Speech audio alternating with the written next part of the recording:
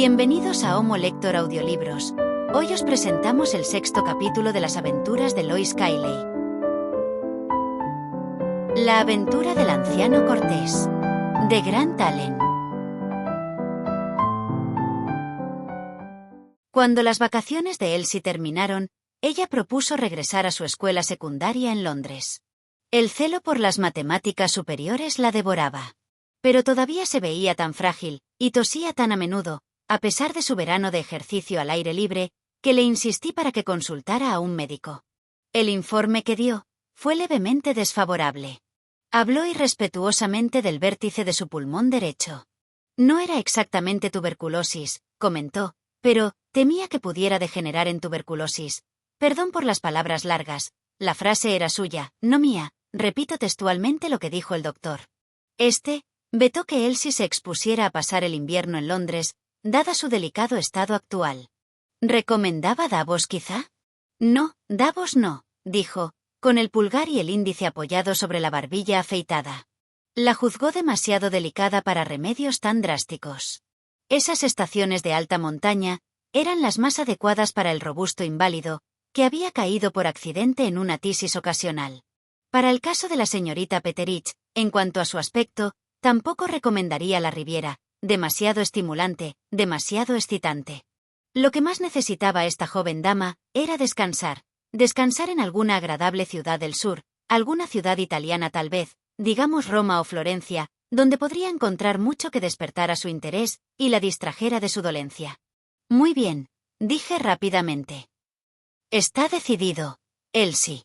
Tu pulmón y tú pasaréis el invierno en Florencia. Pero Brownie, ¿podemos permitírnoslo?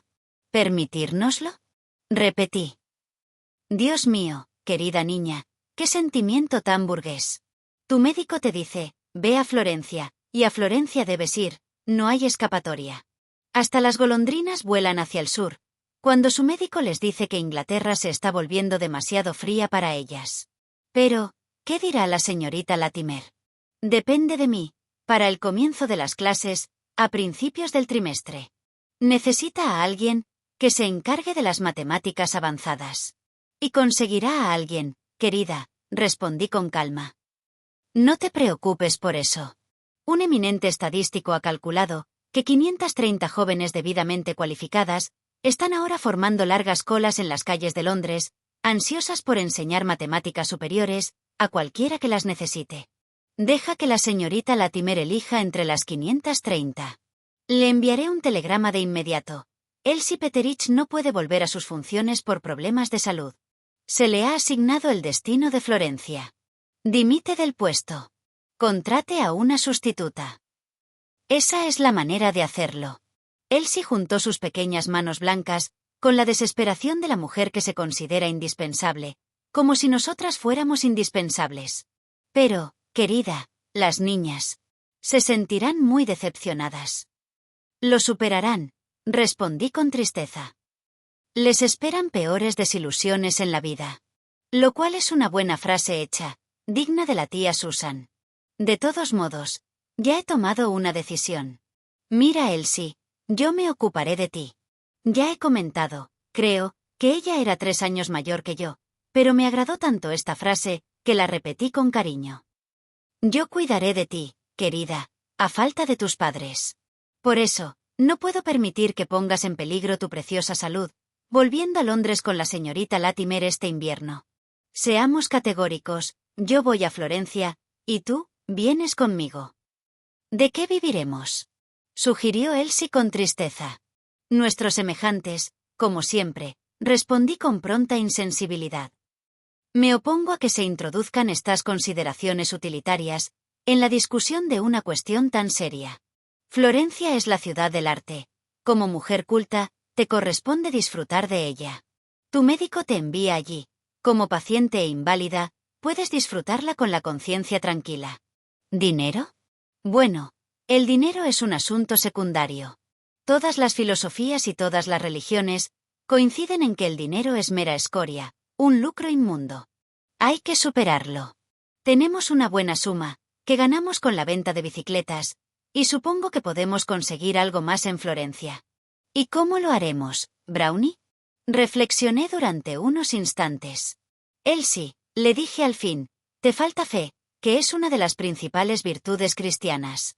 Mi misión en la vida es corregir esa falta en tu naturaleza espiritual. Ahora, observa cuán hermosamente se combinan todos estos acontecimientos.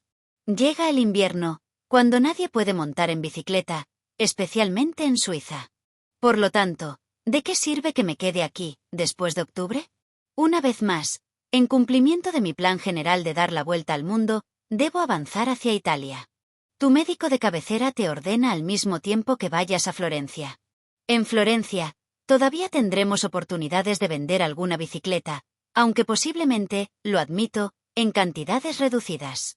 Admito que la gente viene a Suiza para hacer turismo, y por lo tanto, es probable que necesite nuestras máquinas, mientras que van a Florencia para mirar cuadros, y una bicicleta no es tan necesaria.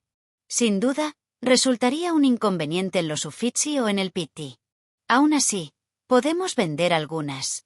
Pero veo otra oportunidad. Tú sabes taquigrafía, ¿verdad, Elsie? Un poco, querida, solo 90 palabras por minuto. Esa no es forma de hacer negocio, Elsie. Debes anunciarte a los Cyrus Hitchcock.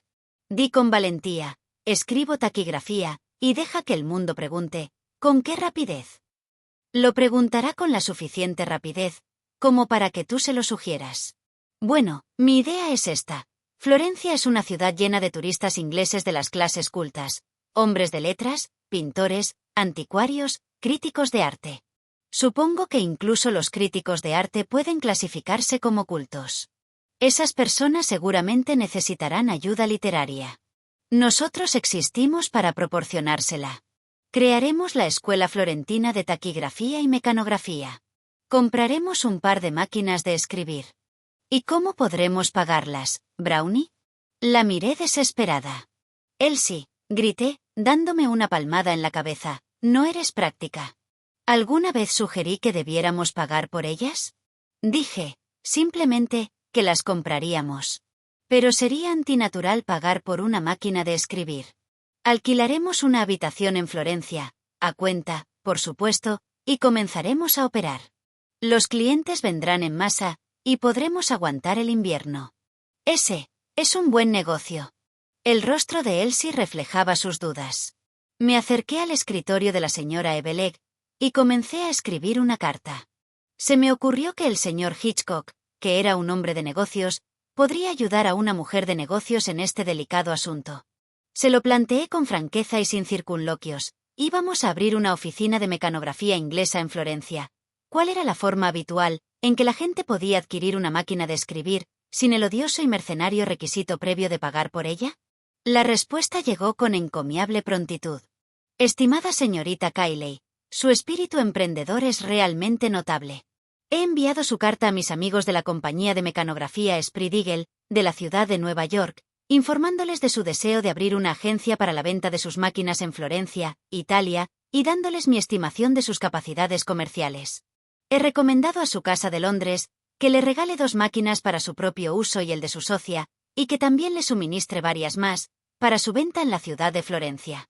Si además desea emprender una agencia para el desarrollo del comercio del bacalao salado, de los cuales, por supuesto, se consumen grandes cantidades en la Europa católica, podría ponerlo en contacto con mis respetados amigos, los señores Abel Woodward & Company, exportadores de conservas, de Sanión, Terranova. Pero tal vez, esta sugerencia no sea de su interés. Respetuosamente, Cyrus W. Hitchcock. Había llegado el momento de que Elsie se mostrara firme. No tengo prejuicios contra el comercio, Brownie, observó enfáticamente, pero me niego a vender pescado salado. Yo también, querida, respondí. Suspiró aliviada. Creo que ya me imaginaba, deambulando por Florencia, con muestras diversas de las apreciadas producciones de los señores Abel Woodward sobresaliendo de mi bolsillo. Así que nos dirigimos a Florencia. Mi primera idea era viajar por la ruta del Brennero a través del Tirol, pero un pequeño y extraño incidente, que nos sobrevino al principio de la frontera austríaca, puso freno a este plan. Fuimos en bicicleta hasta la frontera, y enviamos nuestro equipaje por tren. Cuando fuimos a recogerlo a la aduana austríaca, nos dijeron que lo habían retenido por razones políticas. ¿Razones políticas?, exclamé desconcertada. Así es, señorita. Sus cajas contienen literatura revolucionaria, dijo el agente de la aduana. Esto debe tratarse de un error. Grité con vehemencia. No soy más que una socialista de salón. De ningún modo. Mire aquí. Y sacó un pequeño libro del maletín de Elsie. ¿Cómo? ¿Elsie una conspiradora? ¿Elsie en complicidad con los nihilistas? Tan mansa y tan dócil. Nunca lo hubiera creído. Tomé el libro en mis manos y leí el título, La revolución de los cuerpos celestes. Pero, esto es astronomía, espeté. ¿No lo ve, agente? El sol y las estrellas girando. La revolución de los planetas. No importa, señorita. Nuestras instrucciones son estrictas. Tenemos órdenes de interceptar toda la literatura revolucionaria sin distinción. Vamos, Elsie, dije con firmeza, esto es demasiado ridículo. Así que registramos nuestro equipaje, regresamos a Lucerna, y cruzamos el San Gotardo en bicicleta. Cuando por fin llegamos a Florencia, poco a poco, me di cuenta de que no tenía sentido hacer las cosas a medias. Si se va a fundar la Escuela Florentina de Taquigrafía y Mecanografía, más vale que se haga sobre una base adecuada. Así que alquilé unas habitaciones soleadas en un bonito hotel, para mí y Elsie, y una planta baja de una casa cómoda, cerca de la sombra del gran campanile de mármol. Esta era nuestra oficina. Cuando conseguí que un pintor toscano plantara nuestra bandera en forma de cartel, salí a la calle, y la inspeccioné desde fuera con el corazón pletórico. Es cierto que la inexplicable predilección del pintor toscano, por las raras grafías, School, sin H, y Stenography, con F, apagó un poco mi exuberante orgullo por el momento, pero le pedí que se llevara el cartel y corrigiera su inglés italianizante. En cuanto todo estuvo listo, con escritorios y mesas, nos armamos de paciencia y esperamos a que los clientes llegaran en tropel. Yo los llamaba clientes. Elsie sostenía que deberíamos decir alumnos. Como por temperamento soy reacia al sectarismo, no discutí con ella sobre el tema. Nos armamos de paciencia, como dije, pero fue en vano. Ni los alumnos ni los compradores parecían tener prisa por perturbar nuestro ocio. Confieso que me sentí mal por ello. Fue un duro despertar. Había empezado a considerarme la favorita de una hada madrina, y me sorprendió descubrir que mis proyectos no tenían éxito de inmediato. Sin embargo, al pensar que el nombre de mi hada madrina era, en realidad, negocio, recordé el consejo del señor Cyrus W. Hitchcock y publiqué un anuncio. Hay algo bueno en Florencia, Elsie, dije, solo para animarla. Cuando vengan los clientes, serán gente interesante, y el trabajo será interesante. Trabajo artístico, ¿sabes? Franiélico y todo ese tipo de cosas, o si no, nueva luz sobre Dante y Petrarca. Cuando lleguen, si es que llegan, respondió Elsie, dubitativamente. Pero, ¿sabes, Brownie? Me parece que no hay ese revuelo y efervescencia literaria que uno podría esperar en Florencia. Dante y Petrarca parecen haber muerto. Los autores distinguidos no llegan a nosotras como imaginábamos, con manuscritos para copiar. Fingí tener confianza, porque había invertido capital en la empresa. Eso es propio de los negocios, capital invertido. Bueno, somos una empresa nueva, dije con indiferencia. Nuestra empresa es joven todavía. Cuando la culta Florencia sepa que estamos aquí, la culta Florencia nos invadirá a millares. Pero nos sentábamos en nuestra oficina, y nos mordíamos los pulgares todo el día. Los miles se quedaban en casa. Tuvimos muchas oportunidades de estudiar los detalles decorativos del campanile, hasta que llegamos a conocerlo centímetro a centímetro.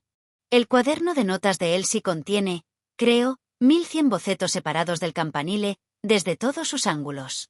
Por fin, después de habernos sentado, mordiéndonos los pulgares, y dibujando el campanile durante 15 días seguidos, se produjo una inmensa excitación. Se vio claramente que un anciano se acercaba y miraba el cartel que decoraba nuestra oficina. Inmediatamente, metí una hoja de papel en la máquina de escribir y comencé a teclear a una velocidad alarmante. Clic, clic, clic. Mientras Elsie, a la altura de las circunstancias, se puso a trabajar para transcribir taquigrafía imaginaria, como si su vida dependiera de ello. El anciano caballero, tras un momento de vacilación, levantó el pestillo de la puerta con cierto nerviosismo. Hice como si no le hiciera caso, fingiendo estar muy concentrada en mi trabajo mecanográfico. Pero, al mirarlo por debajo de mis pestañas, pude distinguir que era un hombre mayor, peculiarmente pulcro y elegante, vestido con el mayor cuidado y cierta atención a la moda. Su rostro era suave y con cierta tendencia a la redondez. Tomó una decisión y entró en la oficina. Seguí escribiendo, hasta que llegué al final de una frase ininteligible. Entonces, levanté la vista bruscamente. ¿Puedo hacer algo por usted?, pregunté, en ese tono correcto y elegante que requieren los negocios. Observo que la cortesía no es profesional. El anciano caballero cortés se adelantó con el sombrero en la mano. Parecía recién llegado del siglo XVIII. Sí, señorita, dijo en un tono marcadamente deferente, jugueteando con el ala de su sombrero, mientras hablaba y se ajustaba los quevedos. Me recomendaron para su establecimiento para hacer taquigrafía y mecanografía. Tengo un trabajo que me gustaría que me hicieran, si es de su competencia. Pero soy bastante exigente. Necesito a alguien que trabaje rápido. Perdone que le pregunte, pero ¿cuántas palabras puede hacer por minuto? ¿Taquigrafía?, pregunté con aspereza, pues deseaba imitar las costumbres oficiales. El anciano caballero hizo una reverencia. Taquigrafía, por supuesto. Agité la mano con despreocupada gracia en dirección a Elsie, como si estas cosas no sucedieran a diario. La señorita Petterich se encarga del departamento de taquigrafía, dije con decisión. Yo soy mecanógrafa al dictado. Señorita Petterich, adelante. Elsie se puso de pie como un ángel. 100 palabras por minuto, respondió, enfrentándose a él. El anciano caballero volvió a inclinarse. ¿Y cuáles son sus condiciones?, preguntó con voz melosa.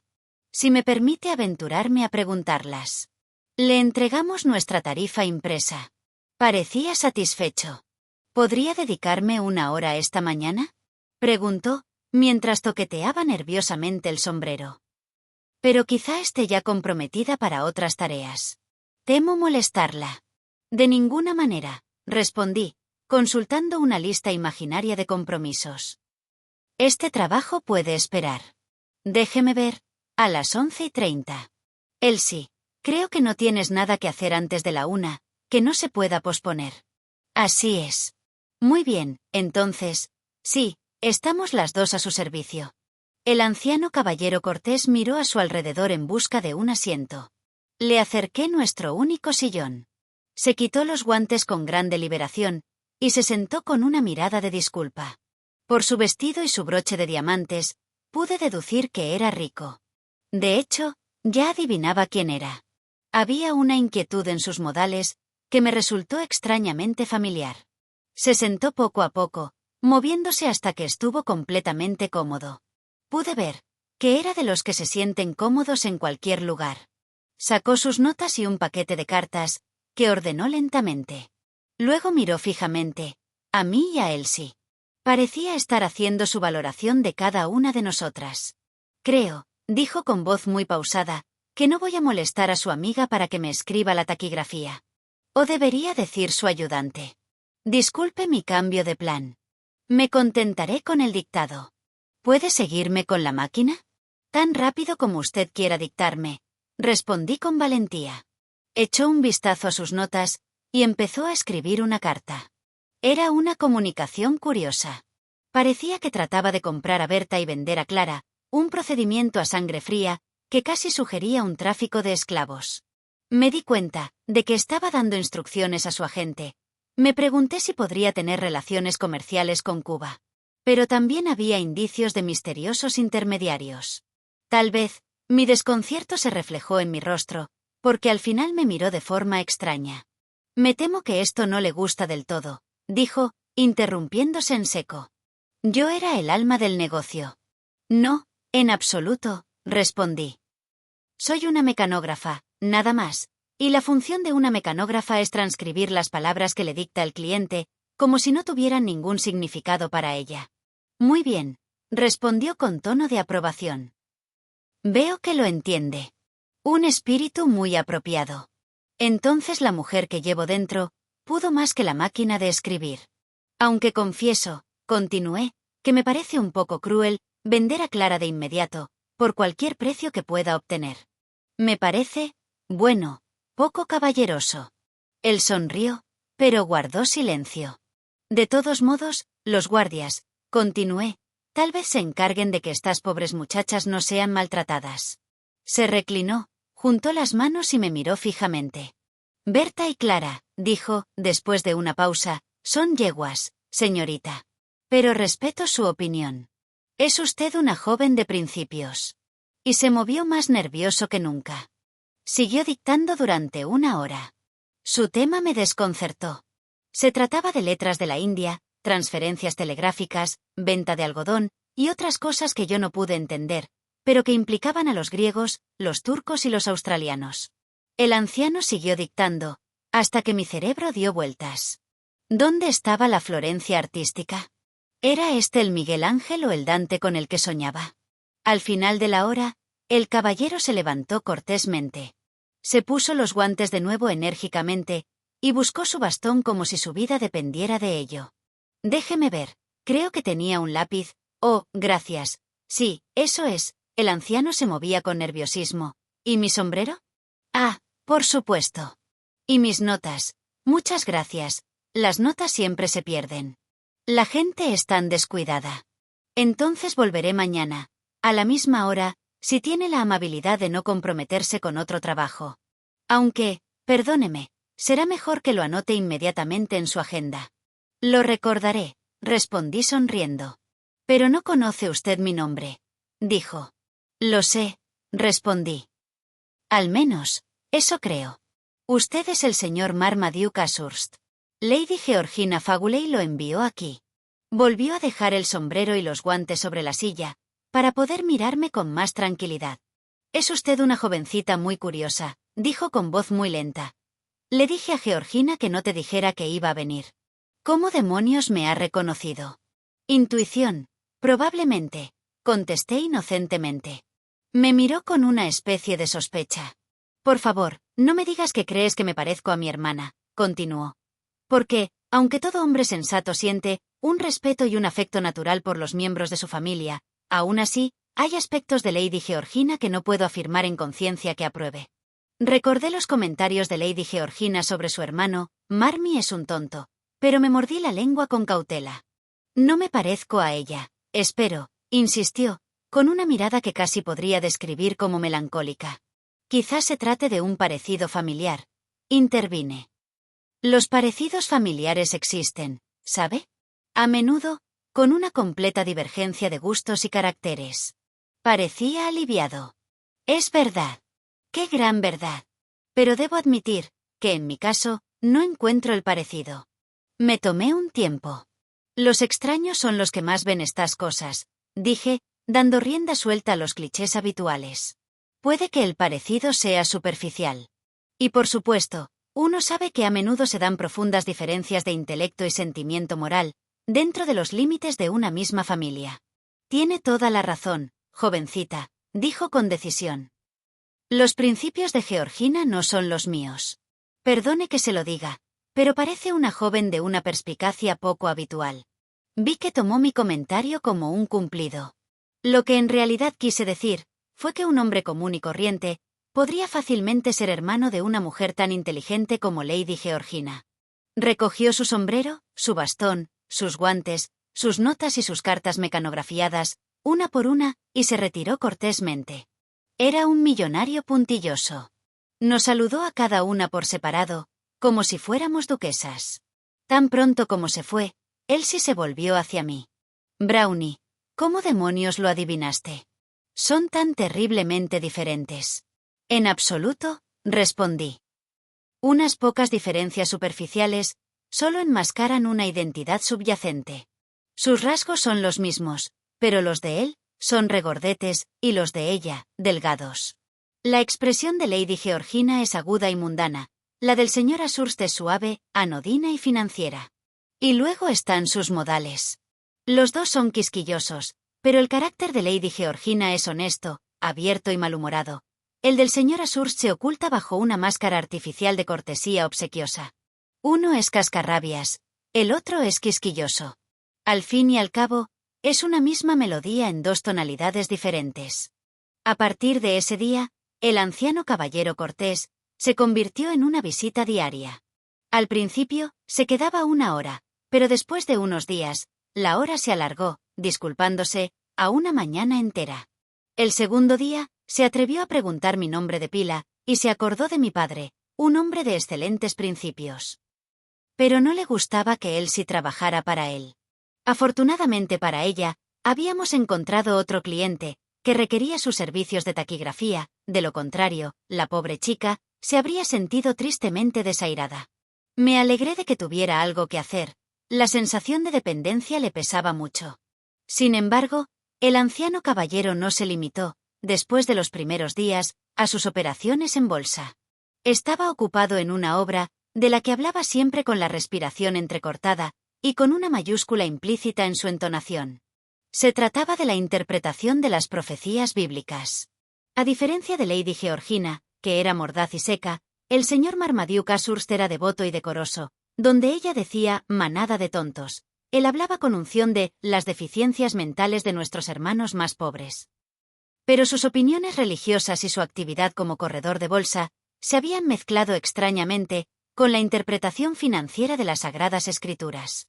Estaba convencido de que la nación británica representaba a las 10 tribus perdidas de Israel, y en particular a Efraín, un asunto en el que, como simple laica, no me atrevería a estar de acuerdo con él ni a diferir de él.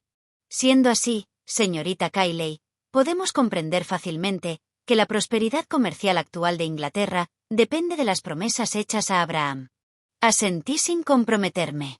Usted ha estudiado en Girton, ¿no? Tal vez lee el griego. ¿Entonces? ¿Suficiente como para seguir un texto? Contesté. ¿Podría buscarme información en Heródoto? Desde luego que sí. ¿En el original? Por supuesto que sí. Me miró una vez más con la misma mirada de asombro. Pronto me enteré de que sus propios clásicos se limitaban a la cantidad que una escuela pública consigue ofrecer, durante los intervalos de cricket y fútbol, a un caballero inglés. Luego, me informó de que deseaba que buscara ciertos hechos en Heródoto, y en otros lugares, que confirmaran su opinión de que los ingleses eran los descendientes de las 10 tribus. Prometí hacerlo. No era asunto mío creer o no creer. Me pagaban para que buscara información sobre un asunto determinado, y lo hice lo mejor que pude. En cualquier caso, el anciano caballero quedó enormemente satisfecho. A fuerza de escucharlo, me empezó a gustar. Pero él sí no lo soportaba. Odiaba el pliegue de grasa en su nuca, me dijo. Después de 1 o 2 semanas, dedicadas a Heródoto, el anciano caballero cortés se dirigió un día a la oficina con un paquete de notas de la mayor magnitud.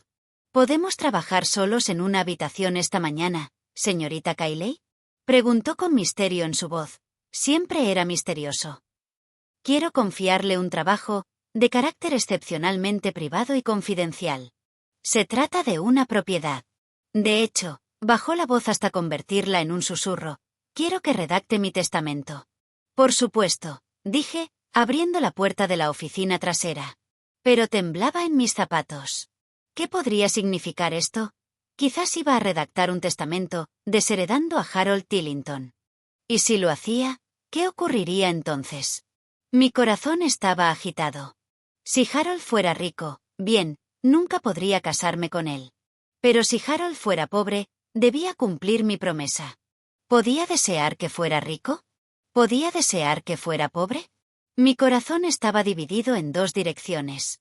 El anciano caballero comenzó con una enorme reflexión, como corresponde a un hombre de principios, cuando la propiedad está en juego. Hará el favor de tomar notas de lo que le dicte, dijo, mientras revolvía sus papeles, y después, le pediré que tenga la amabilidad de copiarlo todo en su máquina de escribir, para luego firmarlo. ¿Es legal un testamento mecanografiado? Me atreví a preguntar. ¡Qué jovencita tan perspicaz! Intervino muy satisfecho. He investigado ese punto, y lo encuentro perfectamente normal. Solo que, si me permite decirlo, no debería haber tachaduras. No habrá ninguna, respondí ofendida. El anciano caballero se reclinó en su sillón, y comenzó a dictar sus notas con una deliberación decidida. Era su última voluntad y testamento, Marmaduke Courtney Ashurst. Su verborrea me cansó. Estaba ansioso porque fuera al grano con respecto a Harold. En lugar de eso, hizo lo que parece ser habitual en estos casos. Se dispuso a dejar una serie de legados sin importancia, a viejos sirvientes de la familia y otros parásitos entre nuestros hermanos más pobres. Yo estaba furiosa y molesta por dentro. A continuación, vinieron una serie de legados pintorescos, de un carácter completamente novedoso. Doy y lego a James Walsh & Sons, de 720 High Holborn, Londres, la suma de 500 libras, en consideración al beneficio que han conferido a la humanidad, con la invención de un tamiz de plata para el azúcar, mediante el cual es posible espolvorearlo sobre una tarta, sin dejar que gran parte del azúcar caiga fuera. Debe haber observado, señorita Cayley, con su habitual perspicacia, que la mayoría de los tamices de azúcar dejan que el azúcar caiga prematuramente a través de ellos sobre la mesa. Lo he notado, respondí, temblando de ansiedad. James Walsh & Sons, siguiendo una sugerencia mía, ha logrado inventar un tipo de tamiz que no tiene ese lamentable inconveniente. Muy bien. Ahora continuemos. Doy y lego la suma equivalente de 500 libras. ¿He dicho libres de impuestos de herencia? ¿No? Entonces, por favor, añádalo a la cláusula de James Walsh. 500 libras, libres de impuestos de herencia, a Thomas Webster Jones, de Villers Street, Soho, por su admirable invención de un par de tirantes que no se deslizan sobre los hombros del portador, después de media hora de uso. La mayoría de los tirantes, debe haber observado, señorita Cayley. Mi conocimiento de los aparatos ortopédicos es limitado, por no decir abstracto, interrumpí sonriendo. Me miró, y giró sus gordos pulgares. Por supuesto, murmuró. Pero la mayoría de los tirantes, como usted no sabe, se deslizan desagradablemente sobre el omóplato, y eso da lugar a la incómoda costumbre de subirlos por la manga del chaleco, a intervalos frecuentes. Esa costumbre debe considerarse poco elegante.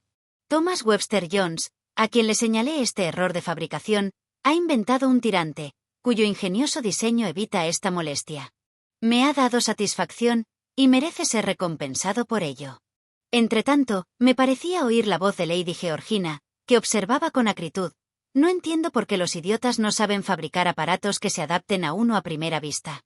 Pero, bueno, querida, la gente que los fabrica es un grupo de tontos natos, ¿y qué se puede esperar de un imbécil? El señor Ashurst era Lady Georgina, revestida de una fina capa de urbanidad zalamera. Lady Georgina era inteligente, y por tanto, áspera. El señor Ashurst era astuto, y por tanto, obsequioso. Continuó con los legados, al inventor de una botella de salsa, que no dejaba caer ni una gota sobre el mantel, de un calzador, cuyo mango no se desabrochaba, y de un par de gemelos, que podían ponerse y quitarse fácilmente. Cuando dejó 500 libras a su fiel servidor Frederick Higginson, mensajero, estuve tentada de intervenir, pero me abstuve a tiempo y después me alegré de ello. Por fin, después de muchas divagaciones, mi anciano caballero urbano llegó al punto central, y le doy y lego a mi sobrino, Harold Ashurst Tillington, joven, de Glecliff, agregado a la embajada de su majestad en Roma. Esperé sin aliento. Se mostraba fastidiosamente dilatorio, mi casa y mis bienes de Ashurst Court, en el condado de Gloucester, y mi casa en el número 24 de Park Lane North, en Londres, junto con el resto de mis bienes, reales o personales, y así sucesivamente. Volví a respirar. Al menos no me había pedido que desheredara a Harold. Siempre que... Continuó con la misma voz. Me pregunté qué vendría después. Siempre que el susodicho Harold Ashurst Tillington no se case, deje un espacio en blanco, señorita Cayley. Averiguaré el nombre de la joven que deseo excluir, y lo completaré después. No lo recuerdo en este momento, pero sin duda Higginson podrá suplir la falta. De hecho, no creo haberlo oído nunca, aunque Higginson me ha contado todo sobre esa mujer. ¿Higginson? Pregunté. ¿Está aquí? Sí, querida. Supongo que habrá oído hablar de él, por Georgina. Georgina tiene prejuicios. Me alegra decir que ha vuelto a mí. Un excelente sirviente, Higginson, aunque un poco demasiado omnisciente. Todos los hombres son iguales, por supuesto, a los ojos de su creador, pero debemos tener la medida justa en todo. Un mensajero no debe estar mejor informado que su amo, o al menos, debe ocultar el hecho con destreza. Bueno, Higginson conoce el nombre de esta joven. Mi hermana me escribió sobre su conducta vergonzosa, cuando fue por primera vez a Schlangenbad. Una aventurera, al parecer. Una aventurera, una criatura bastante chocante. Se impuso a Lady Georgina en los jardines de Kensington, sin ser presentada, si puede creerlo, con el descaro más asombroso, y Georgina, que perdona cualquier cosa en la tierra, por el bien de lo que ella llama originalidad, otro nombre para la desvergüenza, como estoy seguro de que debe saber, se llevó a la joven con ella como su doncella a Alemania. Allí, esta descarada, intentó atrapar a mi sobrino Harold, a quien se puede atrapar de inmediato con una cara bonita, y Harold, el muy tonto, casi se compromete con ella. Más tarde, Georgina se encaprichó de la muchacha, pues le gustan las personas dudosas. No puedo decir que apruebe a las amistades de Georgina, y volvió a escribir, para decir que sus primeras sospechas eran infundadas. La joven era en realidad un dechado de virtud. Pero yo sé que no es así. Georgina no tiene criterio. Lamento tener que confesarlo, pero me temo que la inteligencia es lo único que le importa a mi excelente hermana. Al parecer, la descarada era ciertamente inteligente. Higginson me ha hablado de ella. Dice que su apariencia bastaría para condenarla. Era una criatura atrevida, rápida, desvergonzada y de rostro descarado. Pero estoy seguro de que me perdonará, mi querida jovencita. No debería hablar de esas Jezabeles pintadas, delante de usted. Dejaremos el nombre de esta persona en blanco. No mancharé su pluma, quiero decir, su máquina de escribir, pidiéndole que lo transcriba. Me decidí de inmediato. Señora Surst, dije, levantando la vista del teclado, puedo darle el nombre de esa chica, y luego puede insertar la condición inmediatamente. ¿Puede? Mi querida jovencita, qué persona tan maravillosa es usted. Parece conocer a todo el mundo. Pero, quizás ella estaba en Slangenbad con Lady Georgina, ¿y usted también estaba allí? Sí, respondí deliberadamente. El nombre que usted busca es Lois Cayley. Dejó caer sus notas en su asombro. Seguí escribiendo a máquina, impasible. Siempre y cuando el susodicho Harold Ashurst Tillington no se case con Lois Cayley, en cuyo caso, deseo que la herencia pase a... ¿A quién debo poner, señora Ashurst? Se inclinó hacia adelante, con sus manos regordetas sobre sus rodillas. ¿De verdad fuiste tú?, preguntó con la boca abierta. Asentí. No tiene sentido negar la verdad. El señor Tillington me pidió que fuera su esposa, y yo me negué. Pero, mi querida señorita Cayley, ¿la diferencia de posición social? Dije. ¿La diferencia, aún mayor, de los bienes de este mundo? Sí, lo sé. Lo admito. Por eso rechacé su oferta. No quería arruinar sus perspectivas. El anciano caballero cortés me miró con una repentina ternura en su mirada. Los jóvenes tienen suerte, dijo lentamente, después de una breve pausa. Higginson es un idiota. Lo digo deliberadamente. Un idiota. ¿Cómo se le podría ocurrir a alguien confiar en el juicio de un lacayo sobre una dama? Querida, perdone la familiaridad de alguien que puede considerarse, en cierto sentido, un tío contingente. Supongamos que enmendamos la última cláusula, omitiendo la palabra no. Me parece superflua. Siempre que el susodicho Harold Ashurst Tillington consienta en casarse con la señorita Lois Cayley. Creo que suena mejor. Me miró con tal consideración paternal, que me dolió el corazón haberme burlado alguna vez de su interpretación de la Biblia. Creo que me sonrojé. No, respondí con firmeza, eso tampoco servirá, por favor. Eso es peor que lo otro. No debe decirlo, señora Ashurst. No podría consentir que me entregaran en herencia. Se inclinó hacia adelante con verdadera seriedad. Querida, dijo, no se trata de eso. Perdona que te recuerde que estás aquí en tu calidad de escribiente. Estoy redactando mi testamento, y si me permites decirlo, no puedo admitir que nadie tenga derecho a influir en mí, en la disposición de mi propiedad. Por favor. Grité suplicante. Me miró y se detuvo. Bueno, continuó por fin, después de un largo intervalo, ya que insistes en ello, dejaré el legado sin condiciones. Gracias, murmuré, inclinándome sobre mi máquina. Si hiciera lo que quisiera, prosiguió, diría que, a menos que se case con la señorita Lois Cayley, que es demasiado buena para él, la herencia pasará al hijo mayor de Kynaston, un maldito idiota. No suelo usar un lenguaje intemperante, pero deseo asegurarle, con la mayor tranquilidad, que el hijo mayor de Kynaston, Lord Southminster, es un maldito idiota. Me levanté y tomé su mano entre las mías espontáneamente. Señora Ashurst, dije, usted puede interpretar la Biblia como quiera, pero es usted un anciano caballero muy amable. Le estoy verdaderamente agradecida por su buena opinión. ¿Y te casarás con Harold?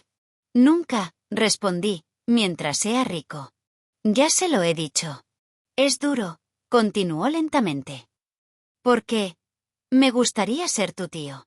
Aquellas palabras me emocionaron. Elsie salvó la situación, entrando de repente. Solo añadiré que cuando el señor Ashurst se fue, copié el testamento con prolijidad, sin tachaduras. El original en borrador, lo tiré, con un poco de descuido, a la papelera. Esa tarde, alguien llamó para buscar la copia en limpio para el señor Ashurst. Fui a la oficina principal para verlo. Para mi sorpresa, era Higginson, disfrazado de mensajero. Estaba tan asombrado como yo. ¿Cómo? ¿Eres tú? ¿Qué haces aquí? Gritó. Me estás persiguiendo. Pensaba lo mismo de usted, señor conde, respondí, haciendo una reverencia. No intentó excusarse. Bueno, me han enviado a buscar el testamento, soltó secamente. Y le enviaron a buscar el joyero, repliqué. No, doctor Fortescue Langley, yo estoy a cargo del testamento, y se lo llevaré yo misma al señor Ashurst. Ya me pondré en paz contigo, dijo con brusquedad. He vuelto a mi antiguo oficio, y estoy tratando de llevar una vida honrada, pero tú, no me lo permites. Al contrario. Respondí, sonriendo cortésmente. Me alegro de oírlo. Si no dices nada más contra mí a tu patrón, no le revelaré lo que sé sobre ti. Pero si me calumnias, lo haré. Así que ahora nos entendemos. Y conservé el testamento, hasta que pude entregarlo yo misma, en las manos del señor Ashurst, en sus habitaciones esa noche. Fin. Gracias por ver este vídeo. Por favor, no olvides suscribirte, dar a me gusta, compartirlo y dejar un comentario. Si te ha gustado este relato, puedes encontrar más audiolibros en nuestro canal, Homo Lector.